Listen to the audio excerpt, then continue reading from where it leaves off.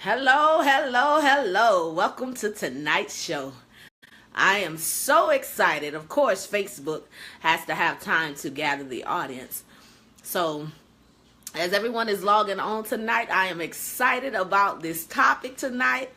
Understanding the mind. I want to welcome everyone to the Fix My Heart show. I am excited to see your hearts and your lives transform. God is so amazing and He is so awesome.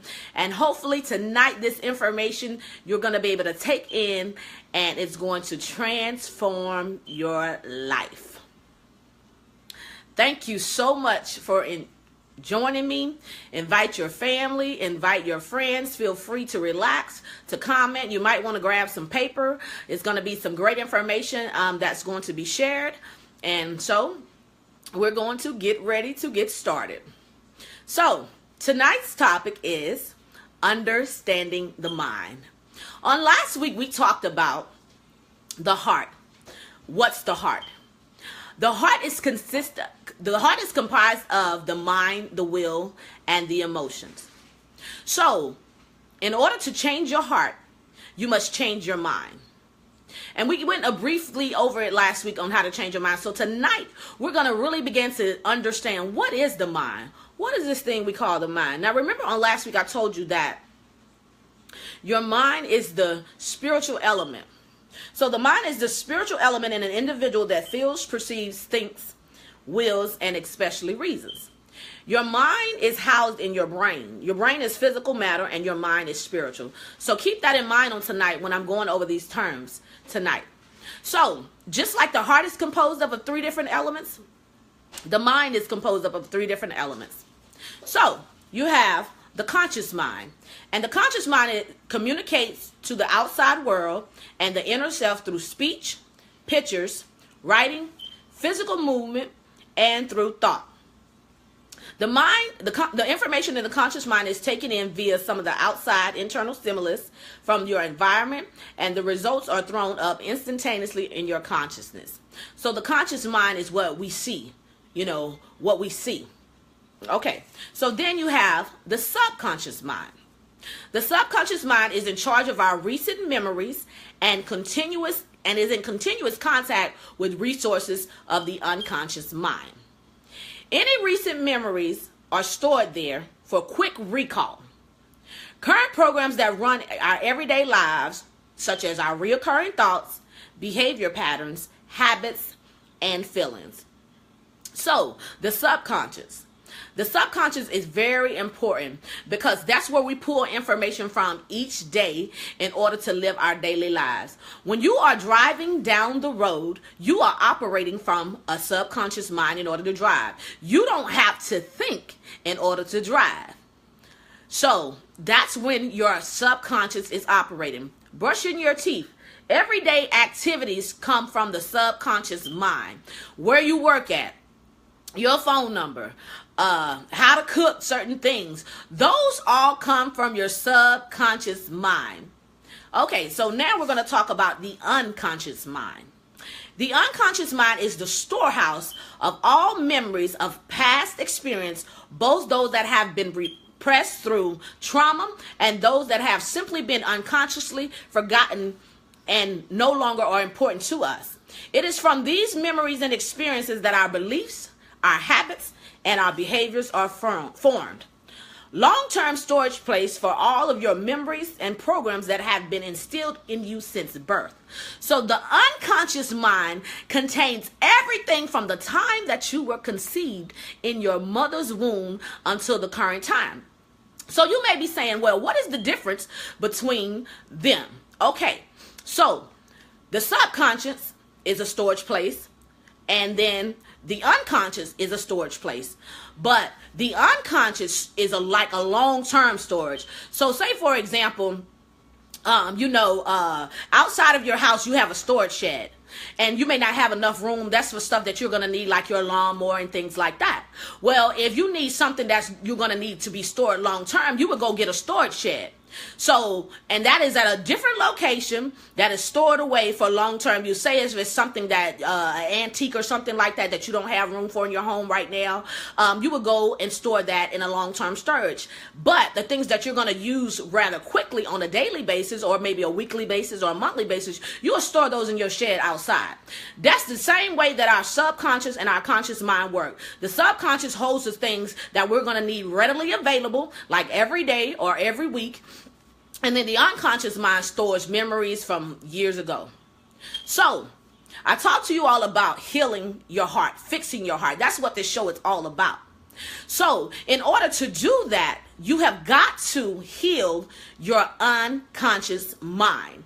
And that is the place, as I stated, where trauma, and some of us have been through some major trauma in our life. So, if you've ever been molested, if you've ever been verbally abused, if you've ever been physically abused, all those things that happened to you as a child, it is stored in your unconscious mind. And what begins to happen is that something from the outside in your environment comes and triggers that stuff that is stored up in your unconscious mind. So, for example, if you've been a victim of molestation and you hear someone mention the word molest, it is going to search for information that is stored up in your unconscious mind. And then what that does is begin to trigger feelings, emotions, pain inside of you. So then you begin to think on those things. And then you begin to relive that experience over, although the physical experience is done. But until you get it out of your unconscious mind, it hasn't left you. So you may be wondering, well, how do I do that? I'm here to tell you. In order for you to begin to get things out of your unconscious mind, you have got to go and start with the conscious mind. So the conscious mind is the things that we do on a daily basis that we are consciously aware of. Now, the conscious mind is so unique that it has two abilities that the unconscious mind and the subconscious mind doesn't have. And that is to focus directly on things and to imagine things. So, if you're going to heal those past memories, you got to be able to do something different. You got to be able to think something different. You got to be able to take the significance off of it. And you got to allow God to do the healing. We call this inner healing. You're going to need an inner healing. And with inner healing comes forgiveness. So I'm going to give you the steps to forgiveness. So you might want to get a piece of paper and write these things down. So step number 1 to being able to forgive. Now, let me just do this disclaimer real quick. Forgiveness is not always an easy process, and I understand that. Some things you can forgive just like that. And some things take a little longer. It depends on the level and the depth of which you have been traumatized or hurt. So if you are in the process of trying to forgive someone and it doesn't go away, how will you know if you've forgiven? You can look at that person, or you can think about something and you no longer experience pain. You ain't gonna forget it, but you no longer have that pain attached to it. That's how you'll know that you have forgiven. So step number 1, who hurt you? You have to get to yourself, get in prayer with God, and recognize, because anytime you want to heal, there must be a level of awareness. Who hurt you? Okay, and then the next thing is, what did they do? You got to be specific about what they did to you. And let me tell you something. Most of us have been wounded, hurt, and damaged by those people that are very close to us, because we are most vulnerable to the people that are close to us. So most of the time we've been wounded, we've been hurt, and we've been damaged by our family members. When you went to school, you were damaged by teachers. When you were in church, you were damaged by church people. Guess what? Hurt people hurt people. Those are the people closest to you. The enemy is very strategic. Every place in your life where you have been hurt, it has been strategic against you. Now, the truth is, they don't mean to hurt us, but they're hurting themselves. So broken people hurt people. So, what did they do? And I need you to write down everything. Ask the Holy Spirit, because he knows what he wants to deal with in this time that you're going to go through the healing, of what he wants to reveal. Bring it back to your memory what that person did. Because when we heal by the situation. So you can forgive your mama for slapping you across the face, but you may not have forgiven her for throwing you out of the house.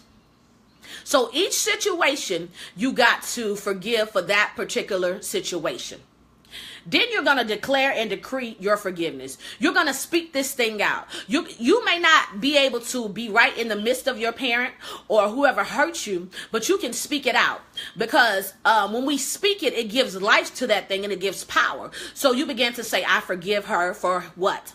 And you begin to explain, I forgive my mama for not being there for me. I forgive my daddy for walking out and leaving me. I forgive my husband for divorcing me. I forgive my friend for telling my business. Whatever it is, you got to speak it out of your mouth. Because when you speak it out of your mouth, it becomes real and it becomes substance.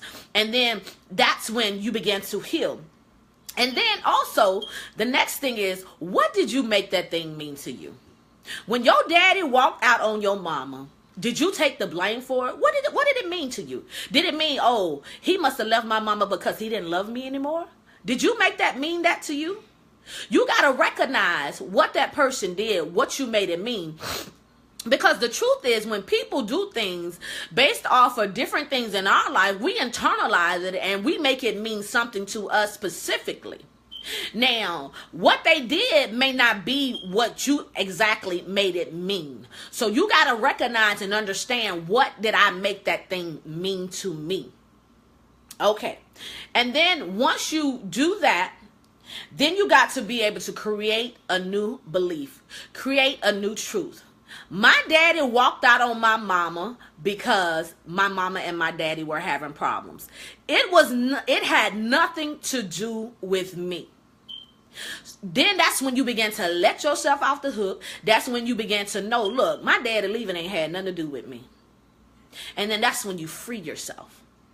The process of forgiveness comes to free you from that emotional pain that you have been holding on to. So I just want to encourage each and every one of you to go through the steps of forgiveness. Once again, number one, who did something to you? Who brought offense to you? What did they do? Number two. Number three, declare and decree your forgiveness. Speak it out of your mouth. Number four, what did you make it mean to you? And number five, what is your new truth?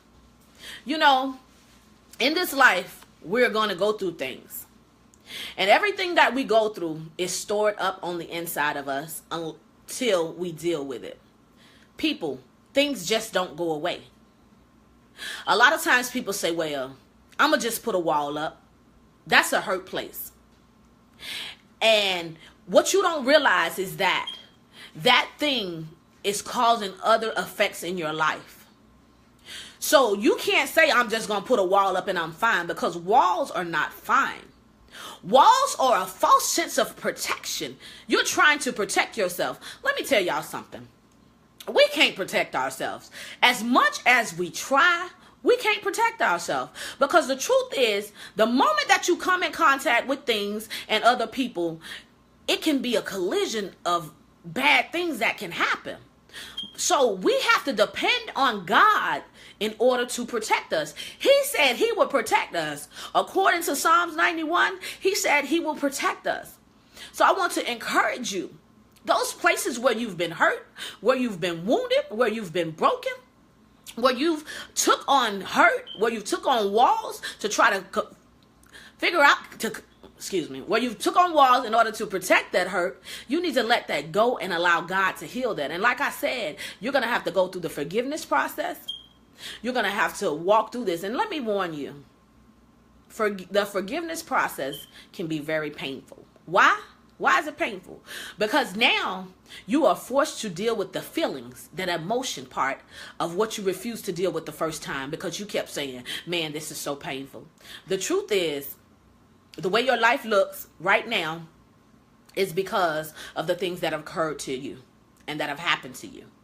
So if you want to heal, Walk through the forgiveness process, and you'll be so glad you did. I hope tonight I was able to give you some valuable tools that will help you fix your heart. The truth is, we've all been broken in some form or fashion, no matter the background, no matter the culture, or no matter where we've come from. But I'm here to help you get to the other side, because on the other side of that pain, on the other side of that broken heart, there's healing. Do you want to be healed? It may be painful going through it, but guess what? It's going to be worth it, because the truth is, your life is jacked up right now anyway. You're doing things that you don't even realize that you're doing. And you may say, well, my life ain't jacked up. Look at your relationships. Look at how you treat people. Look at your demeanor. Look at your character. Those will be indicators of your current state. The Bible speaks about out of the overflow of the heart flows the issues of life. So out of your heart flows the issues of life. A lot of times you don't even recognize what's really going on. Sometimes it takes people to say, girl, you need to get it together. So I'm saying to you tonight, I care. And I want to see you healed, delivered, and set free, and see you live your best life. I want to thank you all for joining me on tonight. Join me next Thursday at 9:00 p.m. for the next topic and subject. Like, share, comment, and subscribe. And if I can do anything to help you, comment below, inbox me. I'm here to help. If you have any questions, leave your questions below, or you can inbox me. Thank you all so much for joining. Bye-bye.